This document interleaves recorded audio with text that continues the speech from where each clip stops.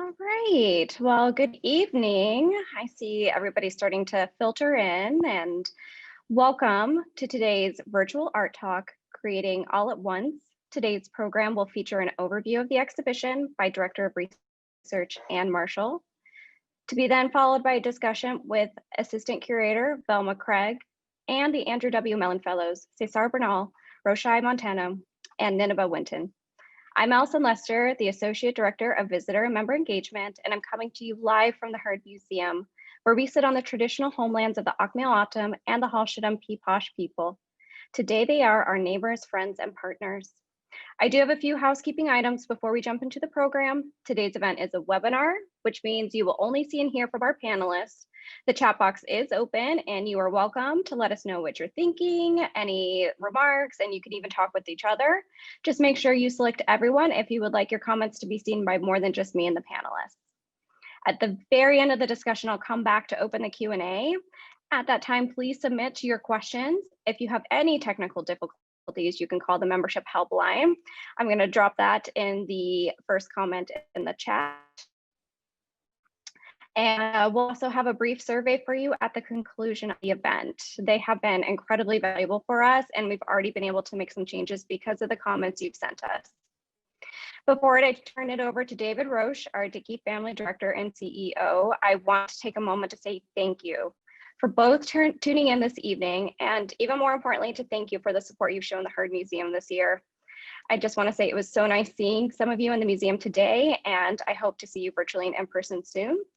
With that, I will turn it over to David Roach.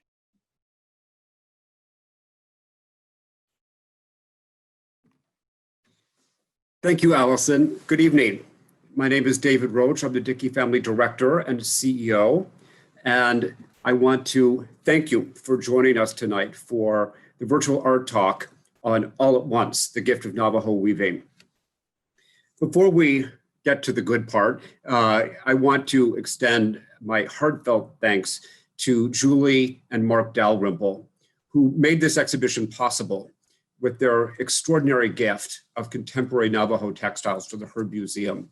Not only does it make this exhibition possible, but it filled a gap in our permanent collection. So we are deeply, deeply grateful to Julie and Mark Dalrymple for this gift. The exhibition wouldn't be possible without the hard work and creativity of a lot of people, and I want to mention just a few. I want to thank Dr. Ann Marshall. I want to thank Velma Craig and our Mellon Fellows, Nineveh Winton, Cesar Bernal, and Roach Montano, all of whom worked together to create this really beautiful and thoughtful exhibition in the Jacobson Gallery. There are also a few people who work behind the scenes that I want to mention. Joseph Kolazinski, who's the preparator for the exhibition, and Kristen Coughlin, who is the registrar. The exhibition is generously funded by the Virginia M. Ullman Foundation, so I want to thank them. In preparing my remarks for tonight, I was thinking back to just last weekend when I was watching A Christmas Carol, the black and white version from 1938, which is a personal favorite. And there is a scene at the end of the movie where Ebenezer Scrooge promises to remember and carry the spirit of Christmas past, present, and future in his heart, not only at Christmas time, but throughout the year. And it made me start to think about this exhibition all at once and how every textile in this exhibition represents the past, the present, and the future of Navajo weaving and artistry all at once. It is a beautiful and thoughtful exhibition, and I urge you to please come and see it. All of the safety precautions are in place. So I promise you, you'll have not only a safe visit to the Heard Museum, but an inspiring visit as well. So with that, I'd like to wish you a very happy and healthy holiday season, and I'm going to turn it over to my colleague, Dr. Ann Marshall.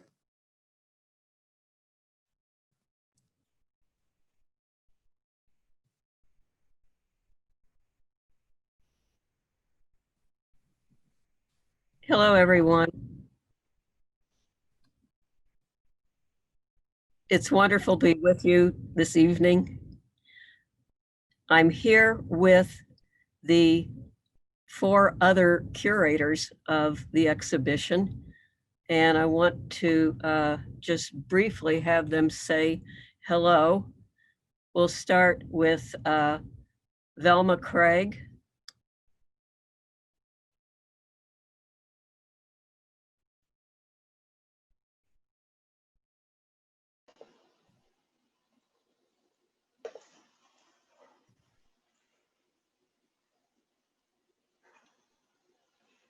Yat A.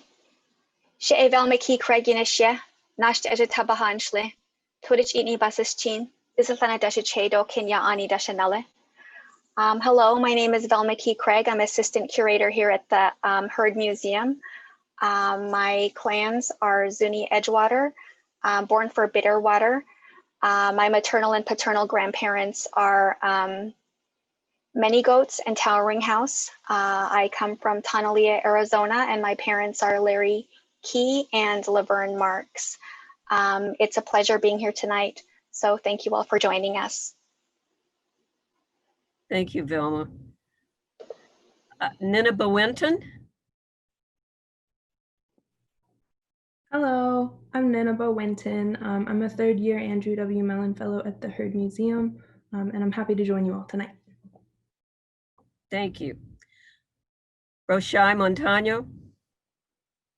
Hi, my name is Roshai Montano, and I'm a 1st year Mellon Fellow at the Heard, and I'm happy to speak with you today. And Cesar Bernal. Hi, I'm Cesar. This is also my 1st year as a Mellon Fellow at the Heard Museum, and happy to be here as well. Great. Okay. I want to tell you a little bit about what we're going to do this evening. When we received this incredible gift from the collection of Mark and Julie Dalrymple, and I hope Julie is listening tonight. I think she said she would be. This all started when the Dalrymples have been longtime members of the museum, and this summer, Julie contacted us to see if we would be interested in her collection. And we had a wonderful conversation, and very next day, I think it was, she sent us the list of what her collection consisted of, and wow, we were just thrilled and so wanted to know more about it. So in September, David Roach, our director, was going over to the Bay Area, and so he dropped in and visited with Julie and saw the collection and came back and said, oh my gosh, this is wonderful. We want it. So, but Julie was moving. So Marcus Munnernukket and Juan Osuna, not even a week later, drove over to the Bay Area, and one day they spent a day packing the collection. The next day they loaded up the van and drove straight back here. It was really quite an accomplishment. And when we received these wonderful textiles, it's this focus on the first 2 decades of the 21st century. And it had so many weavers that we, whose work we had really admired and wanted to have in the collection. So it was terribly exciting for us. And what we realized was that we had this wonderful opportunity. You know, our last exhibit, Color Riot, had textiles that were 100, 150 years old. And there were so many times when we were looking at these textiles and we had questions about what was the weaver thinking. And this was our chance to talk to the weavers and to get their comments. So that's what we set about doing. We began with the 2020 Heard Museum Guild Indian Fair and Market, where several of the weavers were there. And that's what got things rolling. And, you know, these have been difficult times to contact people. So we have been reaching out and using every contact we could think of.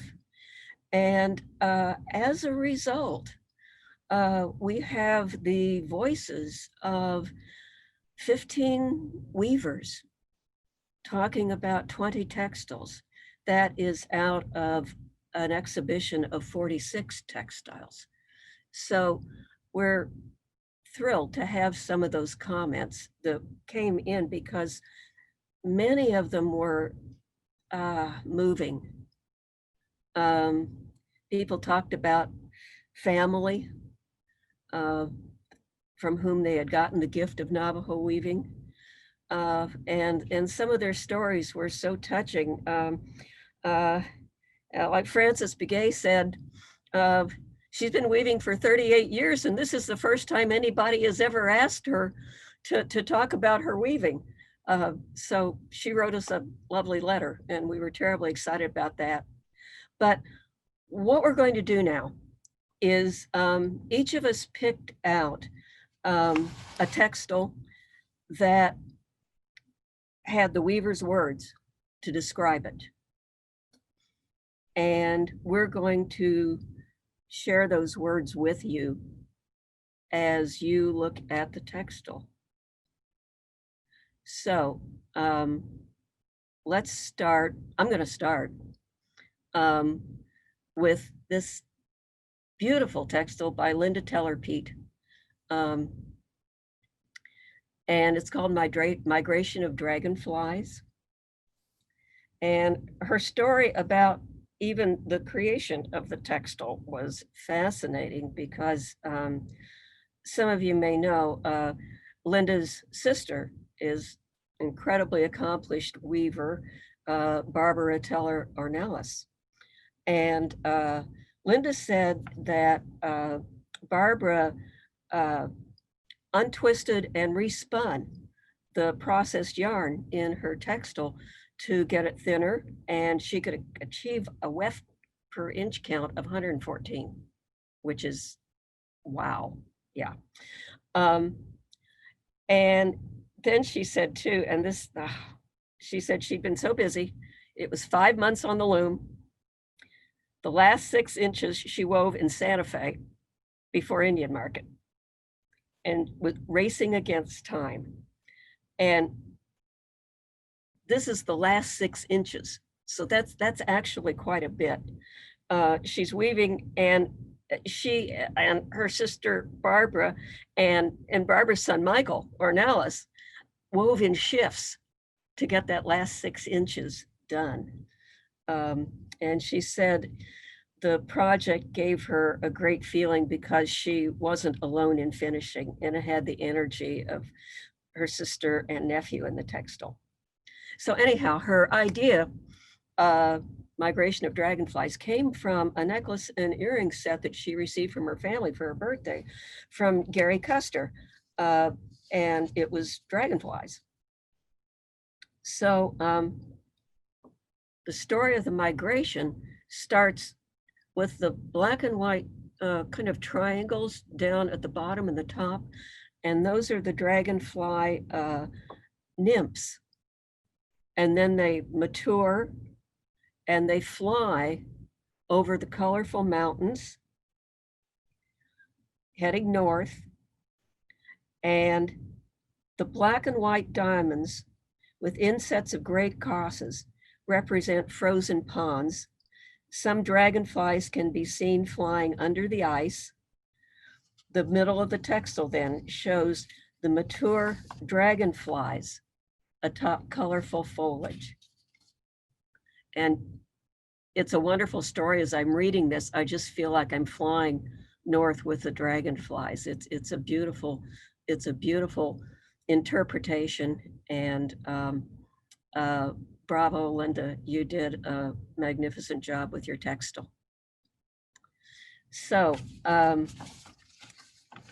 next, Marlo Catoni. Cesar Bernal wants to talk about Marlo Catoni's textile.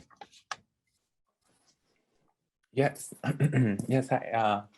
So this piece by Marlo Catoni is called Scrap Girl, and with Marlo, who if you have or haven't seen the exhibition yet, Will Be has his own wall space in the exhibition, and his work is a really good example of contemporary image making through a medium, weaving in this case, that has an established history and process, but finding a way to experiment with that process to get a pictorial piece like this one here.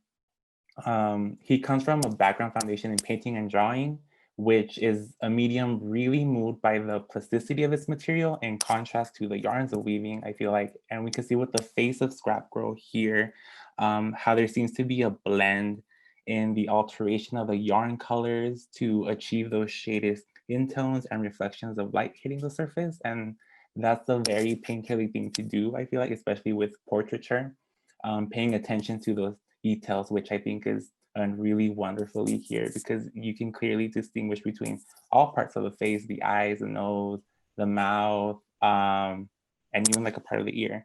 And in Marlowe's own words, he mentions in titling Scrap Girl, this is actually a weaving made out of the scraps of previous weavings that he's made.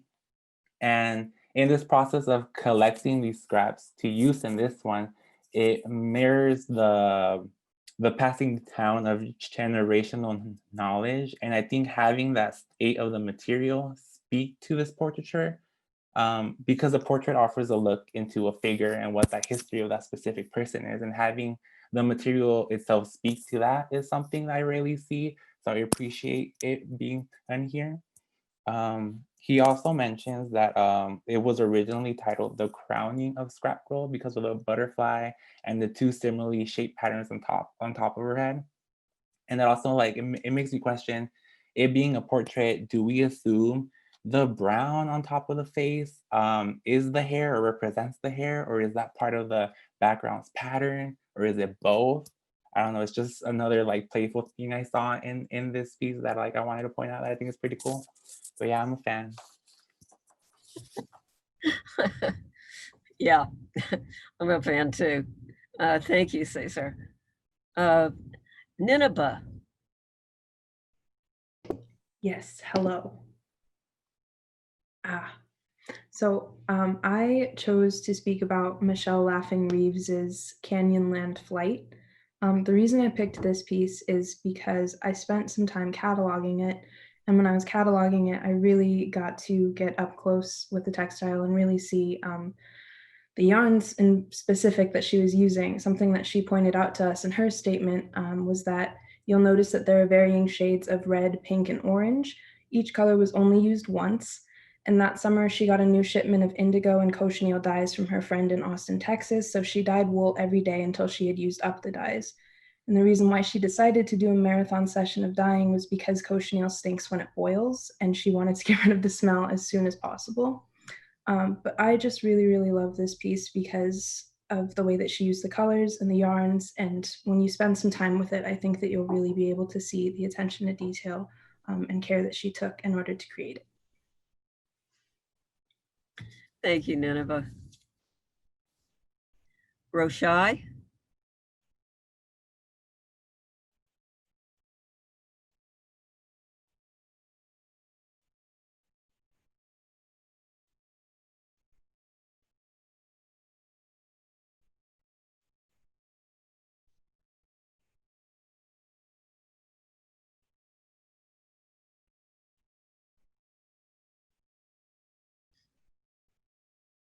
Roshai, are you there?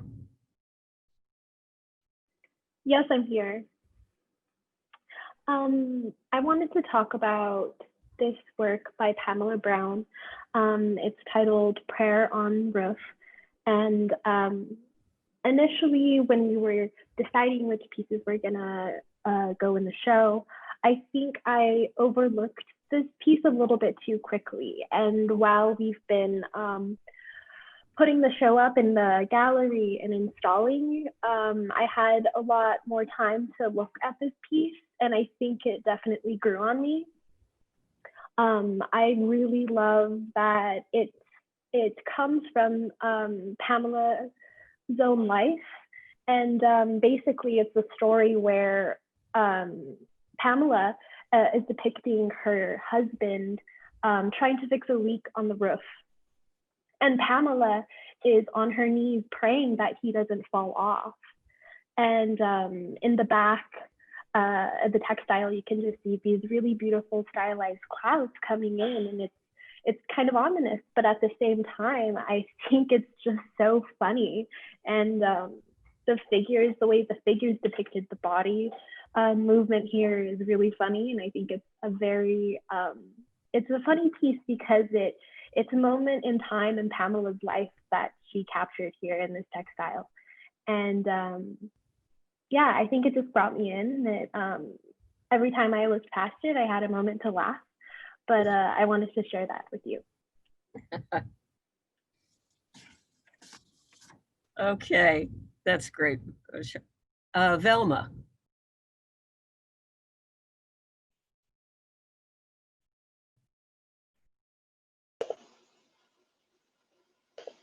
Okay, so I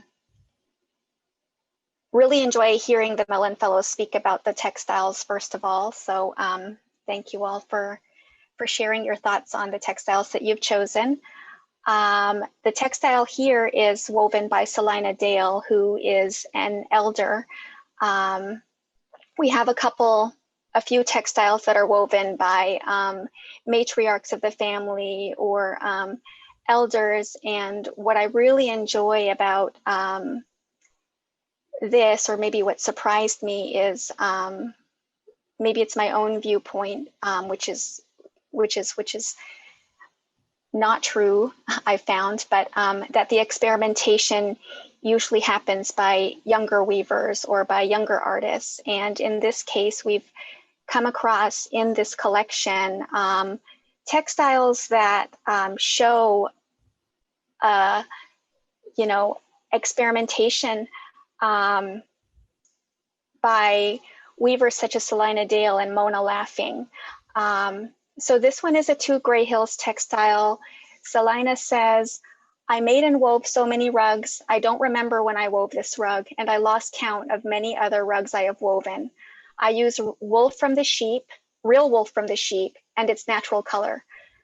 This 2 Gray Hills rug is finely woven, and it takes a lot of time to make. If you get a chance to see this textile, it is indeed finely woven. The yarn is spun to a very fine width. So it's technically a very nice rug, very nice textile. But if you're familiar with the 2 Gray Hills classic design, you'll know that the center of the textile is usually a diamond shape, a step diamond maybe. And then you have the 4 corners, you have design elements at the corners, which are step triangles. With this textile, you see that Selina sort of imploded that central diamond and turned it into an X shape. This is just a super spectacular rug. It really excites, it's really exciting to see it. And yeah, that's all I have to say. Thank you. Thank you, Velma.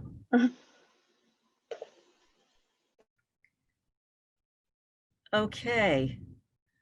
The next textile, this story really moved me a lot. It's called Rebirth. It's by Alyssa Ann Peacock. And she said the difficulties, it's a yay rug, and the difficulties have to do with the incredible intricacy of the figures. There's so much detail on those pieces. They're just, each figure is different, and it's so finely woven. It's called Rebirth. And this story touched me very much. She said, my story for weaving this piece goes back to my grandmother. She's my inspiration for making this piece. I intended it to be a rebirth for the rug she wove back in 1992 or 93. It was my grandmother who introduced weaving to me back in May of 1994. She made a wool warp for me, and she taught me the skills and gave me free rein to the many designs she worked with. She would come by my house every day to see how far I was progressing, and she was happy about how fast I picked up the skills and techniques. My grandmother left this world in September of that same year. Within those 4 months of tutelage, I learned much from my grandmother, and I took that as a sign that my grandmother passed her weaving on to me to carry on her legacy and cultural heritage. I just, I was just so touched by that.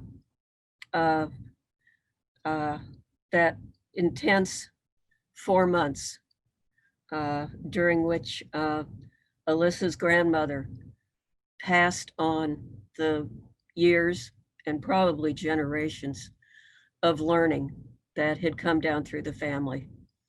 It was very touching. So next, Cesar, you picked out this rug. Yes, I did.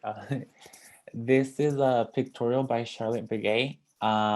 It's a cornstalk pictorial lined with birds of different color variations. And what I really admire about this piece and what caught my eye first is the attention to detail that's placed in the illustration of these birds, as opposed to in other weavings that I've seen where it's more of a representational shape that's in place for a bird. And this is more like done in a more realistic sense. And you can see where each feather on the wing and tail of each of these starts and end, which I think is pretty cool. Every bird has their own distinct color markings. And there's one thread of yarn that comes out for the eye, which I think has like a unique personality for each of the birds. The cornstalk also has this dimension to it that you can see where some of the leaves are pointing forward, some of them are pointing backwards. It isn't just a flat image on the flat surface. So I think having that dimensionality to it is great. And this also all sort of reminds me of a digital rendering. It almost seems pixelated, which is, I think, something else that caught my attention and drew me to it. Something else I thought about is there are 2 ears of corn in the bottom and the middle of the cornstalk, and with the silk hanging out, popping out of it. So it means this is probably like a developed corn plant, which is probably on average, I guess, 8 feet tall. So this is either a small depiction of a cornstalk, or these birds are just like really, really big, which I thought was really funny. But yeah, that's also a reason why this is a favorite of mine. I never thought about that. Yeah, that's great. Yeah. Okay, thank you, Cesar. Mm-hmm. Nineveh. I love the comment about the gigantic birds. So I chose Angelina Jackson's pictorial as my second favorite textile. It might just be because I'm a little bit homesick right now, but I think that this piece really does a great job of capturing a time and a place. The thing that I really noticed the first time when I looked at this was the way that the door is oriented on the hogan. That's always facing east, so we know that this is a sunset.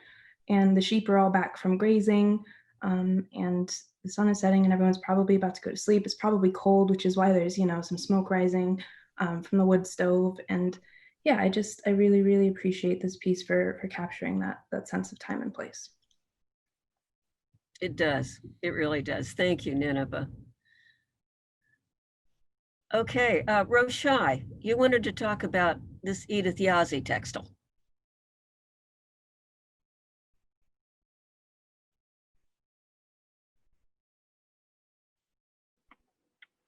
I think this work really stood out to me because it reminded me in the style in which my great grandmother wove in, not exactly the two gray heel style, which is very prominent here, but what stands out to me is the three-dimensionality of it, and using these like three-dimensional stairs that create this diamond shape.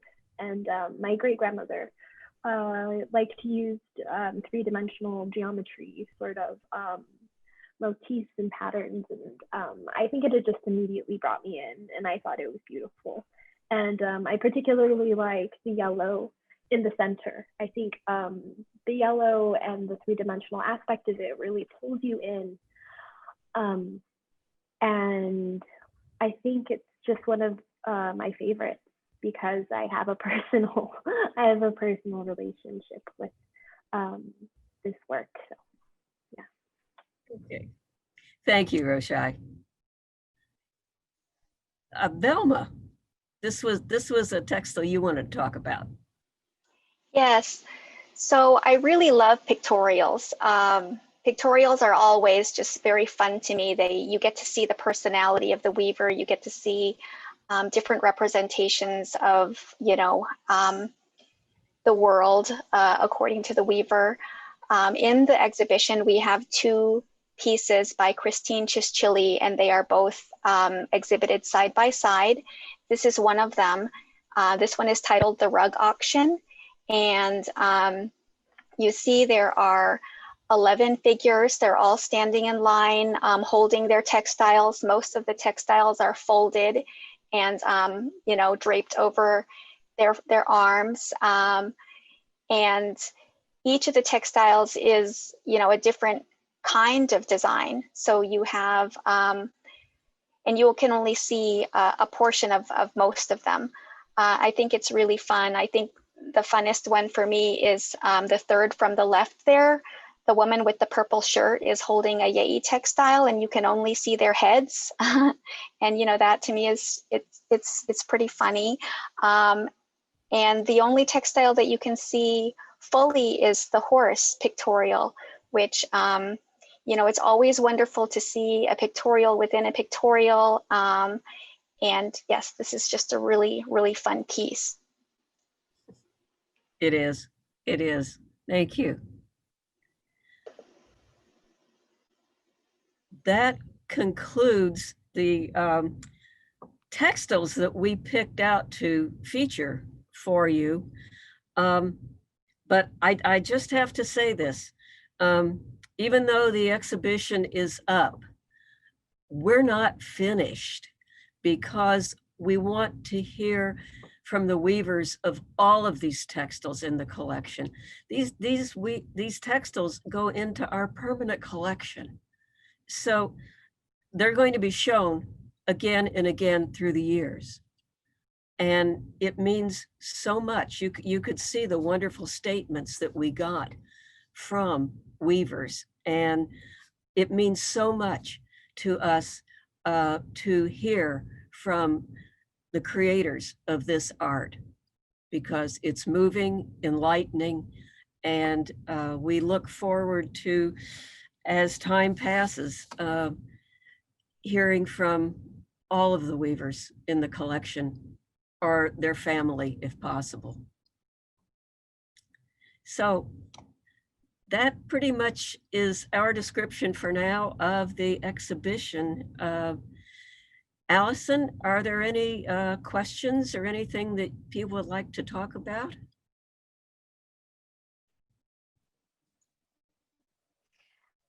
And I'm going to go ahead and just invite our members to go ahead and submit your questions. As those start to come in, I actually have a couple questions for you. For my first question is really for Velma and Nineveh. You have both been part of this program, Velma most recently until you became a part of the full-time staff as assistant curator, and Nineveh for the last few years. What were kind of your reflections on working on this exhibition versus the Color Riot exhibition? What kind of were some of those differences? Velma, if you want to go ahead and start. Well, one of the main differences is with the Color Riot exhibition, we were brand new to, to curating a show. it was all, both of them have been wonderful experiences. With the Color Riot exhibition, I think Anne mentioned this in the beginning, but all of the textiles came from the transitional period, which was between the years 1860 and about 1910. We didn't have the opportunity to get to know names of the weavers. We had so many questions. The designs were just so vibrant, experimental, just dynamic. And it was all for me because I was new to see in textiles, from that era. It was just amazing to be a part of. With this exhibition, these are all contemporary pieces. They still show the experimentation, the rule breaking. Most of the weavers are working within a regional design, but they're not weaving classic versions of those regional designs. But we know their names. We have the opportunity to reach out to many of them. And as Anne said, this is an ongoing thing. We hope that we gather more stories, but what we were able to gather, we were able to incorporate into the exhibition. So we had questions answered. Weavers were able to tell us the orientation of the textiles that they wove. For some of them, we had questions like, is this the top? Is this the bottom? And we had the opportunity to get that answered. We also had wonderful stories being relayed, like the textile Anne showed, Migration of Dragonflies by Linda Teller Pete. Linda was able to share with us, everything that was represented in that textile, her entire vision. And it just really enlightened our whole understanding of that design. Yeah, I agree with pretty much everything that Velma said. I think thematically it is very different.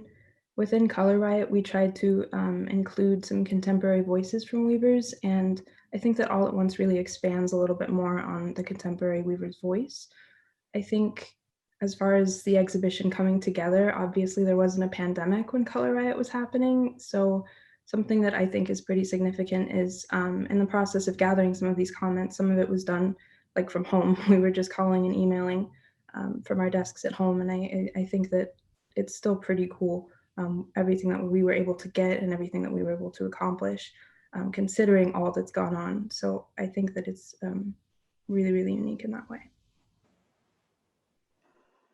Great. And for Cesar and Rochai, this is your first year. Can you think, how is it coming into this project, especially having Nineveh and Velma there with you? Rochai, if you want to go ahead and start.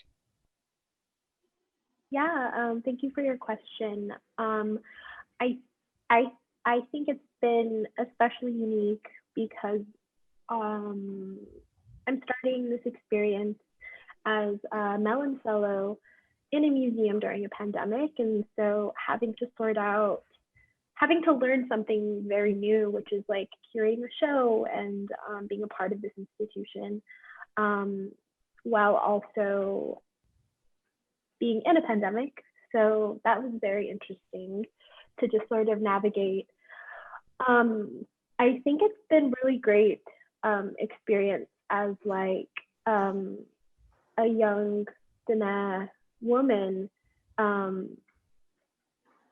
being sort of mentored by Velma Craig, because she's also Dene, and I didn't necessarily, I didn't think that I would have the opportunity to be mentored by a Navajo woman, which is really amazing. And just being able to get her perspective is really great because she's also a weaver, and just having that perspective always while we're in conversation or engaging with each other. And yeah, it's been my experience.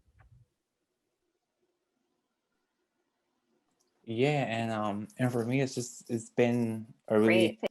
oh Yeah, and for me, it's been a really good experience just learning about the process, about how museum functions, especially coming into this planning of this exhibition, how that all takes place, walking in and seeing all, I think it was 83 textiles or something around there, like on the table, and then like enrolling them out, going through all of them, and being like part of that process. So pretty cool. And also just I'm learning a lot, not only from like Anne and Velma, but also my Roach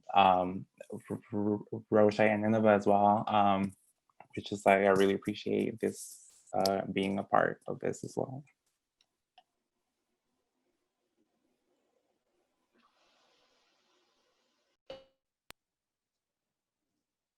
Thank you. Those are great reflections. And it's also been really fun to kind of see all of you around the office and see what you're working on and seeing kind of your project folder. So the next question I have is specifically for Cesar, but I think a few of you could talk to it as, you know, your second piece with the bird, why are there no feet? Oh, why there's no feet on the birds? I wouldn't know because I didn't make the birds, but but I wouldn't know. Maybe the feet and claws are like in the feet for the cornstalk. I don't know. Yeah, that's a funny question. Thanks for asking. Yeah. Yeah, I know that is kind of the fun thing with these textiles is, you know, maybe that's a question to ask them next time. Why don't you have feet in your textile? The next one is for any of you to answer. What advice would you give a new collector of contemporary Navajo textiles, and what might they learn from seeing this exhibition?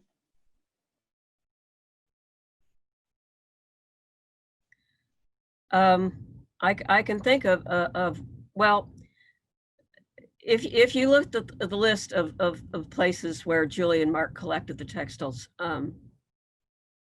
they went to very good galleries. They also went to like the Heard Museum Guild Indian Fair and Market, where it's a juried competition. So you know, you've got really the great weavers that are out there are coming. And Julie and Mark, well, Julie said that gradually they became comfortable with talking to weavers. And I think a lot of times when people are beginning to collect, they can be a little bit shy. But the weavers want to talk with you about what they've done and their ideas. And so I think anytime you have a chance to talk with an artist whose work you're interested in, you really need to take that chance, and you'll learn so much, and you'll meet some great people that way.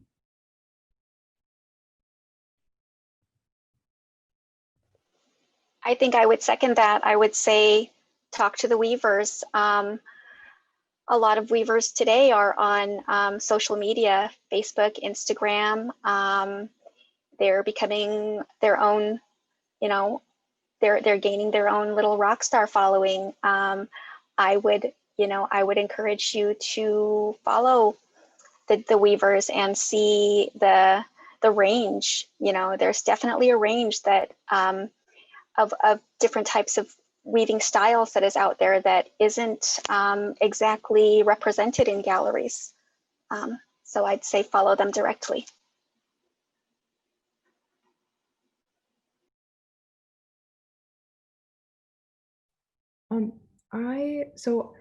I think that I've really considered the collecting part on my own because I think I'm looking to start my own little collection of textiles. And I think the first thing that I'm starting out with is just saving up money because I know how much it costs to buy a textile, and it takes a lot of time and it takes a lot of materials. So I always say, you know, to think in that direction. I think also what I really tend to look for when I'm looking to pick up a piece is vision. And I think that people will really come to this exhibition, and I hope that they'll see the vision of the weavers and really, really sort of be inspired by that.